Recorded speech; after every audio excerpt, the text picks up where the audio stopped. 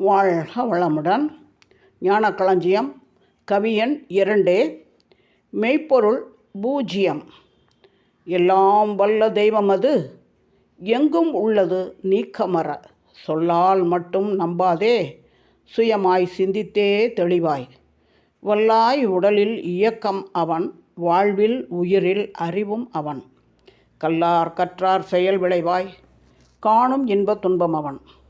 அவனின் இயக்கம் அணுவாற்றல், அணுவின் கூட்டு பக்குவம் நீ.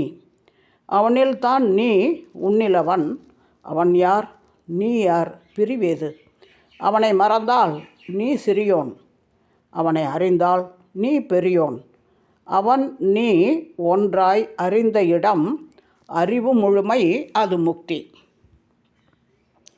மனிதனால் செய்ய முடியாததையெல்லாம் செய்யக்கூடிய மாபெரும் ஆற்றல் மனிதனிலிருந்து இயங்குகிறது, பிரபஞ்சத்தையே இயக்குகிறது.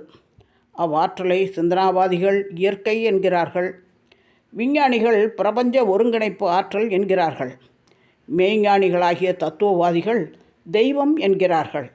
அது அங்கு இங்கு என்று இல்லாமல் எல்லா இடங்களிலும், எல்லா பொருட்களிலும், எல்லா இயக்கங்களிலும், எல்லா விளைவுகளிலும் குறைவில்லாமல் நீக்கமற நிறைந்துள்ளது என்று நமது முன்னோர்கள் கூறியுள்ளதை கேட்டு அதையே மற்றவர்களுக்கும் பிற்காலத்தவர்களுக்கும் சொல்லிக் கொண்டிருக்கிறோம். அவ்வாறு கூறுவதற்கு காரணமாக இருக்கும் அறிவை சிந்தனை மூலமாக உணர்ந்து தெளிவடைய வேண்டும். சிந்தனையானது மன அமைதியிலும் ஓர்மையிலும் தான் வரும்.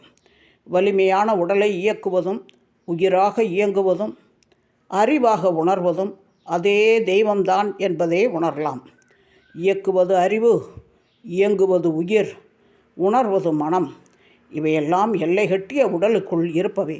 இவற்றை பற்றியெல்லாம் கற்றவர்களாக இருந்தாலும் கற்காதவர்களாக இருந்தாலும் அவர்களின் செயல்பாடுகளில் மலரும் விளைவு இன்பம் அல்லது துன்பம் என்பது தெய்வ நியதியாகும். பிரபஞ்சம் முழுவதும் இருப்பாக உள்ள தெய்வம் தன் ஆற்றலால் இப்படித்தான் இயங்க வேண்டும் என்ற இயல்பூக்கமாகிய அறிவால் அணுக்களாகி அவைகள் கூடிய கொத்து இயக்கம்தான் சடப்பொருள்களாகவும் ஜீவன்களுமாக தன் நிலையில் மாற்றம் பெற்று உள்ளது. ஆகவே உனக்குள்ளாக தெய்வமும் தெய்வத்திற்குள்ளாக நீயும் இருப்பதை உணரும்போது தெய்வமும் நீயும் பிரிவற்ற நிலையில் ஒன்றாகிவிட முடியும். தெய்வ நிலையை நீ மறந்தபோது மனிதன் என்ற சிறிய நிலையை அடைகிறாய். தெய்வத்தோடு இணைந்திருக்கும் போது நீயும் அதே நிலை அடைவதால் பெரியோன் ஆகிறாய். சிற்றறிவை பேரறிவோடு இணைக்கும் போது எல்லா பொருட்களிலும் தன்னையும் தன்னில் எல்லா பொருட்களையும் உணரலாம். அந்நிலை கைவரப் பெற்றால் அதுவே முக்தி, மோட்சம், முழுமைப்பேறு ஆகும். இதுவே மனித பிறவியின் நோக்கமும் உரிமையும் ஆகும். வாழ்க வளமுடன்.